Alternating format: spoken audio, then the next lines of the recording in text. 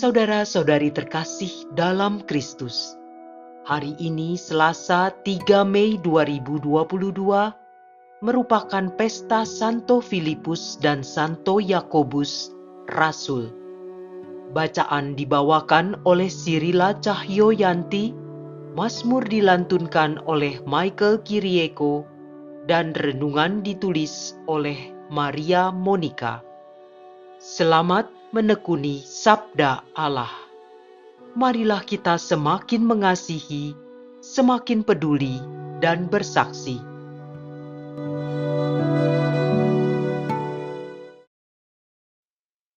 Bacaan dari surat pertama Rasul Paulus kepada jemaat di Korintus, bab 15 ayat 1-8. Saudara-saudara, aku mau mengingatkan kamu akan Injil yang aku beritakan kepadamu dan telah kamu terima, dan yang di dalamnya kamu teguh berdiri. Oleh Injil itu kamu diselamatkan, asal kamu teguh berpegang padanya sebagaimana kuberitakan kepadamu, kecuali kalau kamu telah sia-sia saja menjadi percaya. Sebab yang sangat penting telah kusampaikan kepadamu, yaitu apa yang telah kuterima sendiri, yakni bahwa Kristus telah wafat karena dosa-dosa kita sesuai dengan kitab suci, bahwa ia telah dimakamkan dan pada hari yang ketiga telah dibangkitkan sesuai dengan kitab suci, bahwa ia telah menampakkan diri kepada Kefas dan kemudian kepada ke-12 muridnya. Sesudah itu ia menampakkan diri kepada lebih dari 500 saudara sekaligus. Kebanyakan dari mereka masih hidup sampai sekarang, tetapi beberapa di antaranya telah meninggal. Selanjutnya ia menampakkan diri kepada Yakobus, lalu kepada semua rasul. Dan yang paling akhir, ia menampakkan diri juga kepadaku seperti kepada anak yang lahir sebelum waktunya. Demikianlah sabda Tuhan.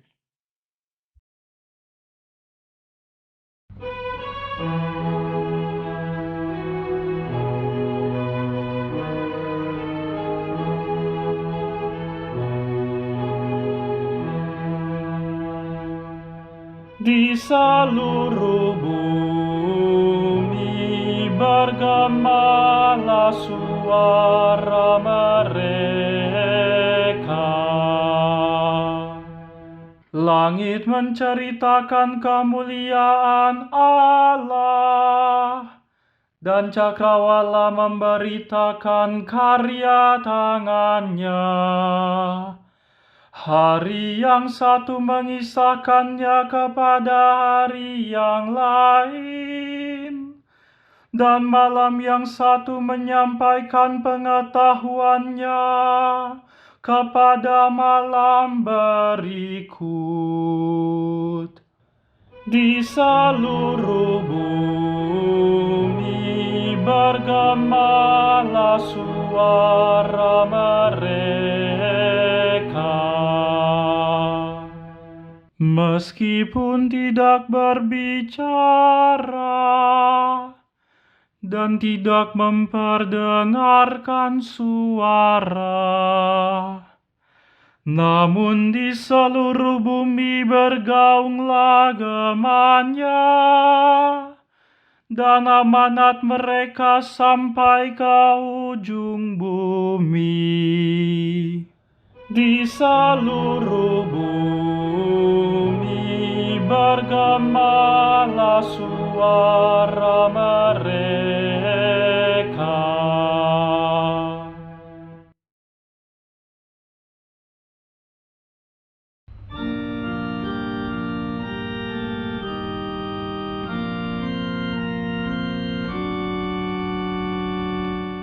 Haleluya, haleluya, Akulah jalan kebenaran dan hidup. Filipus, barang siapa melihat aku, ia telah melihat Bapa. Haleluya, haleluya.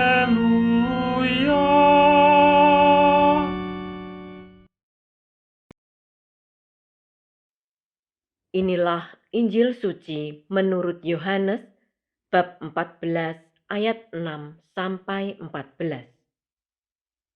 Dalam amanat perpisahannya, Yesus berkata kepada Thomas, "Akulah jalan, kebenaran, dan hidup.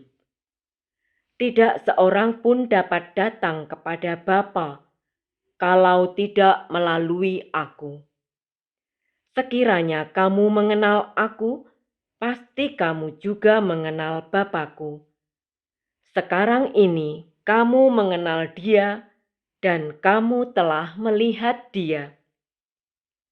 Kata Filipus kepada Yesus, "Tuhan, tunjukkanlah Bapa kepada kami, dan itu sudah cukup bagi kami." Kata Yesus kepadanya, "Telah sekian lama aku bersama-sama kamu, Filipus. Namun engkau tidak mengenal aku? Barang siapa telah melihat aku, ia telah melihat Bapa. Bagaimana engkau berkata, 'Tunjukkanlah Bapa kepada kami'? Tidak percayakah engkau bahwa aku di dalam Bapa dan Bapa di dalam aku? Apa yang aku katakan kepadamu, tidak aku katakan dari diriku sendiri, tetapi Bapa yang diam di dalam aku, Dialah yang melakukan pekerjaannya. Percayalah kepadaku bahwa aku di dalam Bapa dan Bapa di dalam aku. Atau setidak-tidaknya, percayalah karena pekerjaan-pekerjaan itu sendiri. Aku berkata kepadamu, sesungguhnya barang siapa percaya kepadaku, ia akan melakukan juga pekerjaan-pekerjaan yang aku lakukan, bahkan pekerjaan-pekerjaan yang lebih besar daripada itu. Sebab aku pergi kepada Bapa, dan apapun yang kamu minta dalam namaku, aku akan melakukannya, supaya Bapa dipermuliakan di dalam Anak. Jika kamu meminta sesuatu kepadaku dalam namaku, aku akan melakukannya." Demikianlah sabda Tuhan.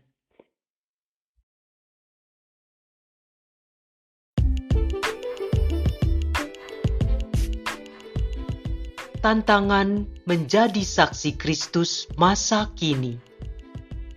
Renungan dibawakan oleh Maria Monica.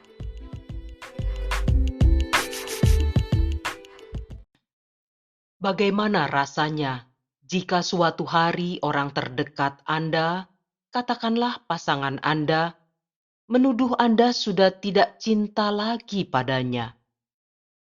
Padahal Anda telah melayaninya dengan sepenuh hati sebagai pasangan pada umumnya, bahkan tidak jarang menjadi sopir pribadinya. Mungkin Anda akan berkata seperti yang Yesus katakan pada Injil hari ini. "Telah sekian lama kita bersama-sama, kok kamu belum kenal aku juga sih?"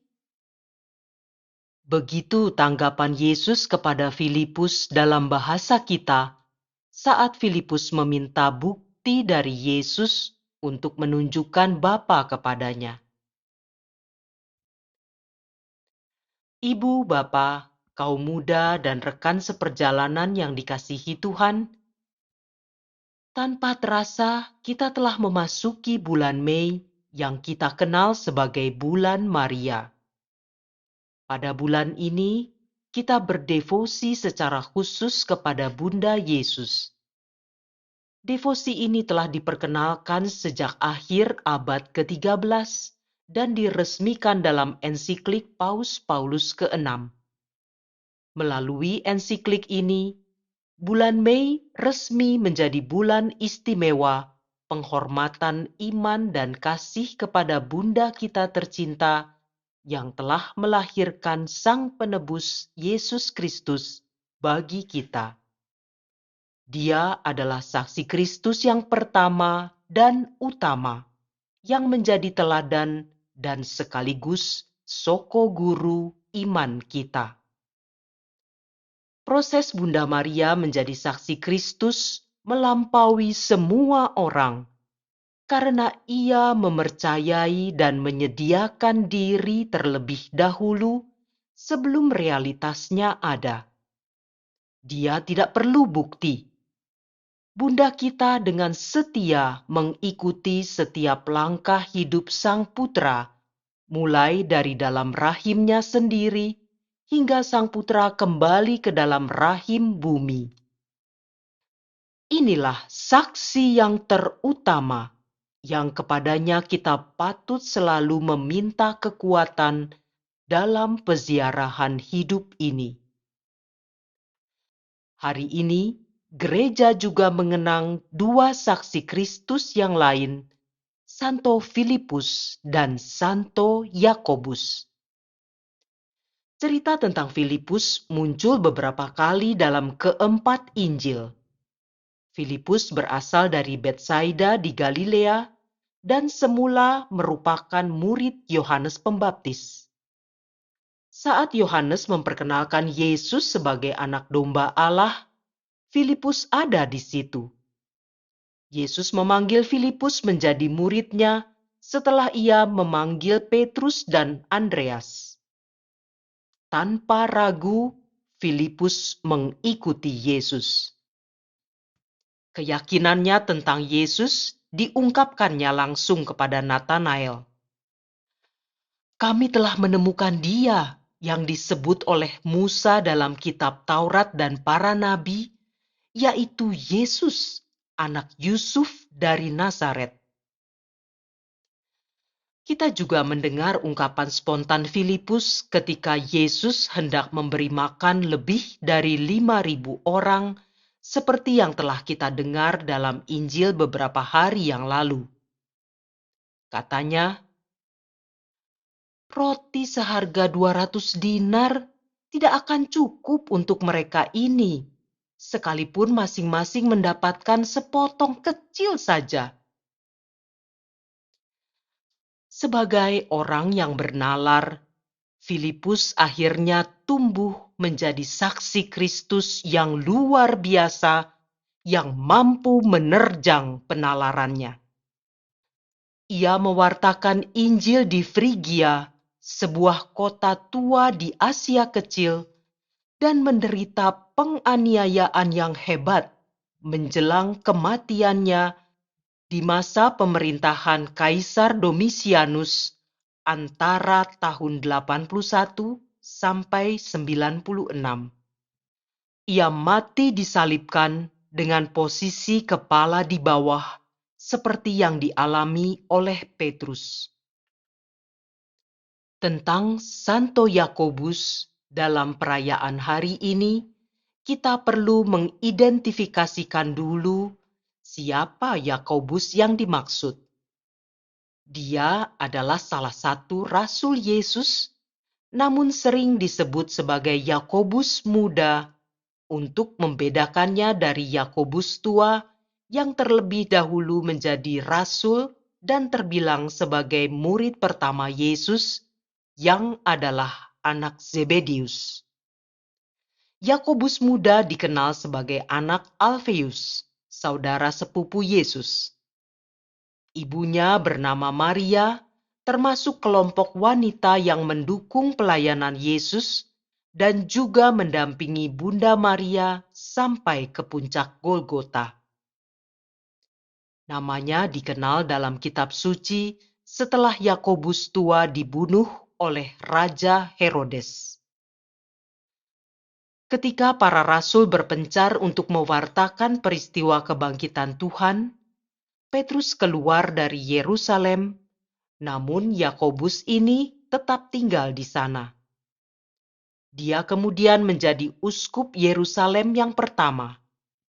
Orang-orang Yahudi di Yerusalem sangat menghormatinya karena ia mengetahui segala hukum Yahudi dan tetap patuh pada Taurat Musa. Pada masa kepemimpinannya sebagai uskup Yerusalem, ia mempertobatkan banyak orang Yahudi di Palestina. Namun luar biasanya pada konsili pertama di Yerusalem, di mana masalah kewajiban sunat bagi kalangan Kristen non-Yahudi ramai diperdebatkan, Petrus bersama dengan Yakobus ini menyetujui bahwa orang-orang Kristen bukan Yahudi dibebaskan dari sebagian besar tuntutan hukum Taurat, termasuk kewajiban sunat. Ini menjadi salah satu tonggak sejarah kekristenan sehingga berkembang pesat di luar bangsa Yahudi. Yakobus bersahabat karib dengan Paulus. Melalui rencana Yakobuslah, Paulus sebagai warga negara Romawi akhirnya diadili di Roma sehingga terhindar dari ancaman orang-orang Yahudi yang ingin menghukum Paulus. Tetapi akibatnya, beberapa tahun kemudian, Yakobus sendirilah yang ditangkap dan dilemparkan dari menara Bait Allah, lalu dirajam hingga mati pada tahun 62. Menurut sejarawan Hegesippus, Rasul Yakobus ini menghayati cara hidup yang amat keras. Antara lain, tidak makan daging dan tidak minum anggur. Ia juga tidak memakai alas kaki dan pakaiannya hanya selembar saja. Ia menyediakan banyak waktu untuk berdoa sambil berlutut hingga kulit lututnya menebal dan mengeras. Surat-surat Santo Yakobus kita kenal dalam kanon kitab suci yang isinya menonjolkan perwujudan cinta kasih kepada sesama, terutama yang miskin dan melarat. Nah, bagaimana kesaksian kita sebagai pengikut Kristus di masa kini? Maukah kita menjadi saksi Kristus? Mari kita memohon pertolongan dan doa dari para saksi Kristus yang kita kenang hari ini. Bunda Maria, Bunda penolong abadi, Bunda segala suku dan bangsa, bimbing dan kuatkan kami untuk menjadi saksi putramu yang setia, seperti Engkau yang selalu tabah dan penuh iman. Santo Filipus dan Santo Yakobus, doakanlah kami. Amin.